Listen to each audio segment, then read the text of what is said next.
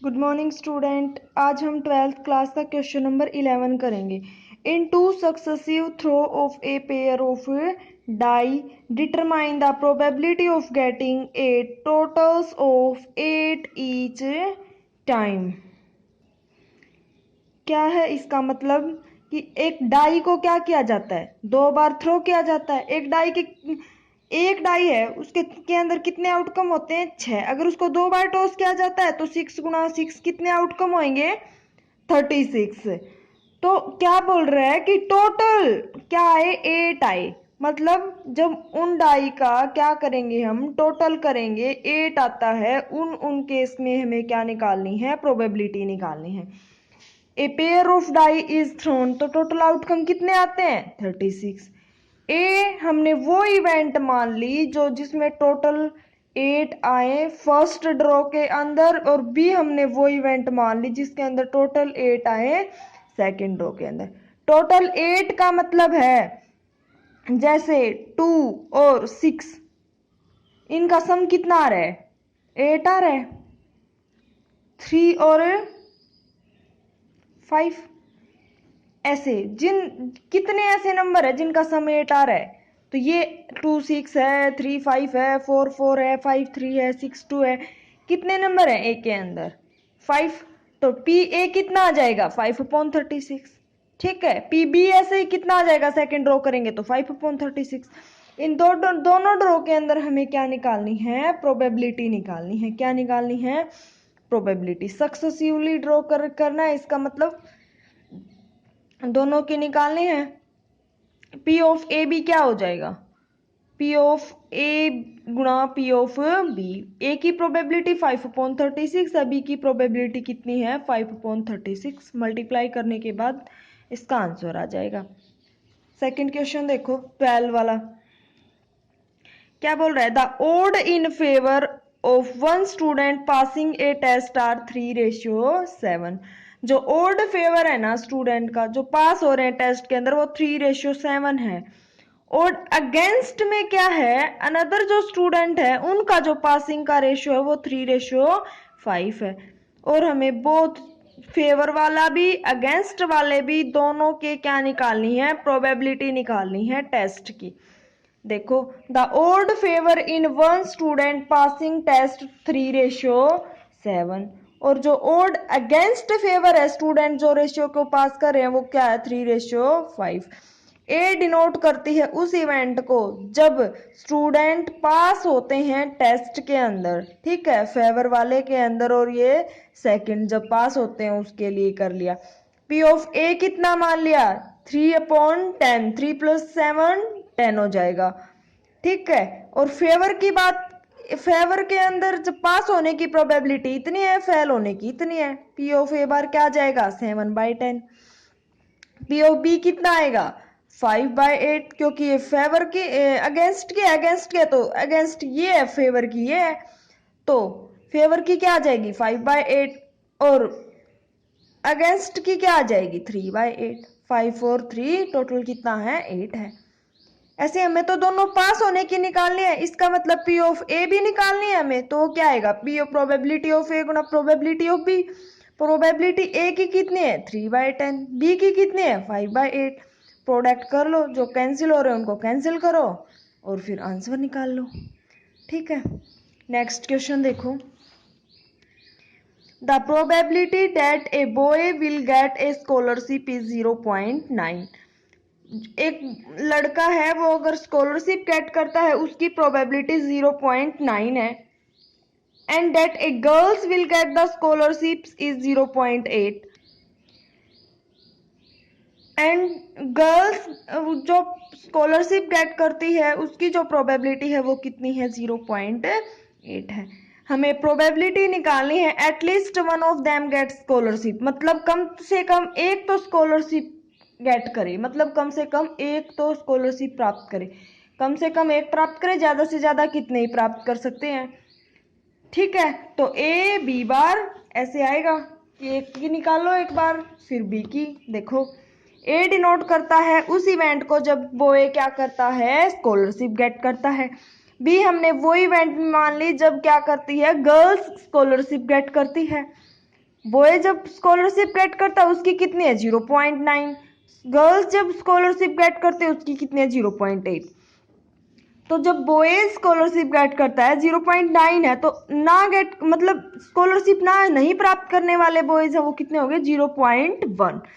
Probability of A bar is equal to 0.1। ऐसे ही probability of B मतलब girls की गेट करने की 0.8 है, तो ना गेट करने की कितनी है 0.2 हो जाएगी। 1 माइनस 0.8 क्या आएगा 0.2।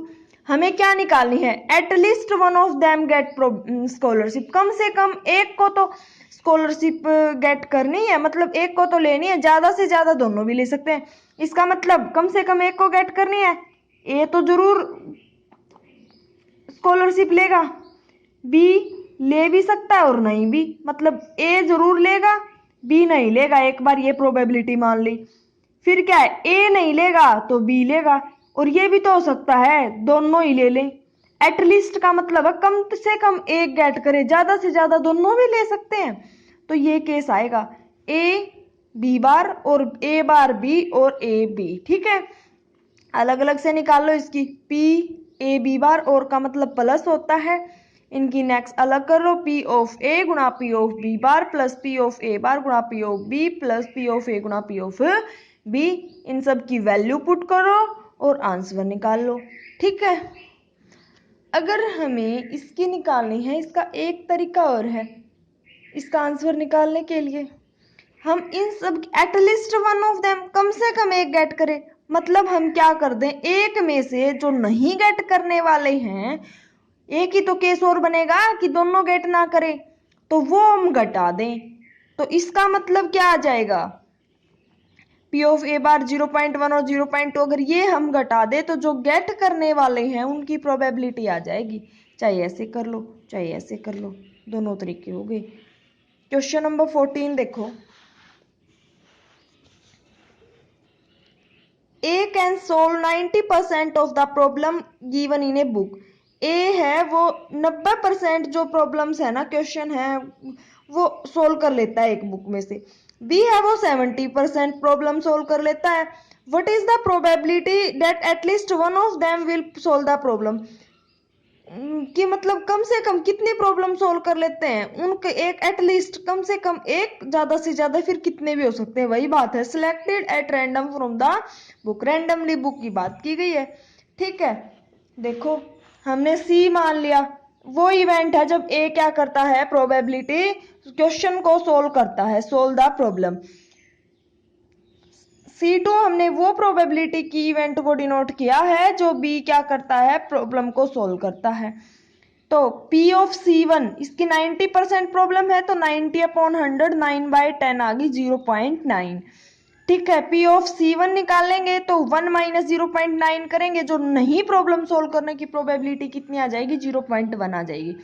सिमिलरली P ऑफ C2 निकालेंगे, 70% प्रॉब्लम सोल्व करता है, 70/100 0.7, 1 में से 0.7 सब्ट्रैक्ट करेंगे कितना आएगा 0.3 आ जाएगा। कि मतलब B कितनी प्रॉब्लम सोल्व करता है वो तो ये आ गया, B प्रॉब्लम सोल्व नहीं कर पाता, कितनी प्रॉब्लम सोल्व नहीं कर पाता 0.3 प्रॉब्लम सोल्व नहीं कर पाता। ऐसे ही probability at least one of them will get solve the problem, कम से कम प्रॉब्लम सोल्व करने की प्रोबेबिलिटी निकालनी है। तो जैसे हमने सेकंड वाला केस किया था इसके अंदर सिमिलर होगा 1 minus P C1 bar into C2 बार, और चाहे अलग अलग की तीनों की निकाल के उसको सोल्व कर लो। ठीक है, 1 माइनस पी ऑफ C1 गुणा P of C2, 1 minus P of C1 क्या आ जाएगा 0.1, पी ऑफ C2 क्या आ जाएगा 0.3, इसको सोल्व करो आंसर आ जाएगा। ठीक है, चाहे इसका अनदर पार्ट जैसे दूसरे तरीके से करवाया था वैसे कर सकते हो, जो मर्जी जो अच्छा लगे उससे कर लो।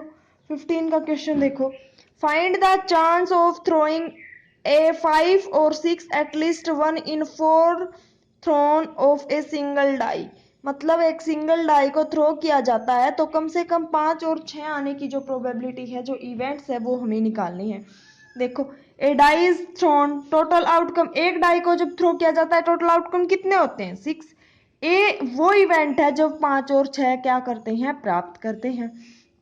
पी ऑफ ए 5 और 6 दो नंबर है, टोटल आउटकम कितनी है 6, 2 नंबर को प्राप्त करने की 2/6 कितना आ जाएगा 1/3, ना प्राप्त करने की कितनी क्या आएगी 1 माइनस 1/3 क्या आ जाएगी 2/3। तो एटलीस्ट निकालना है कि मतलब when a die is throw 4 time probability of getting 5 or 6 at least once, जब 4 बार हम डाई को थ्रो करते हैं तो कम से कम आने की प्रोबेबिलिटी क्या होगी, तो वही आ जाएगा 1 माइनस पी ए बार ए बार ए बार ए बार। ये ना आने की प्रोबेबिलिटी, दोनों के ना आने की प्रोबेबिलिटी पहली बार, दूसरी बार भी ना आने की, तीसरी बार भी नहीं आने की, चौथी बार भी नहीं आने की। तो 1 minus P of A bar गुना पी ऑफ ए बार गुना पी ऑफ ए बार गुना पी ऑफ ए बार।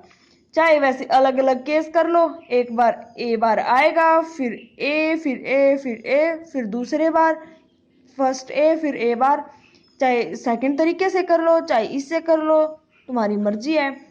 इसको सोल्व कर लेना, आंसर आ जाएगा। नेक्स्ट क्वेश्चन देखो, question number 16। Ramesh appear for a interview of 2 post.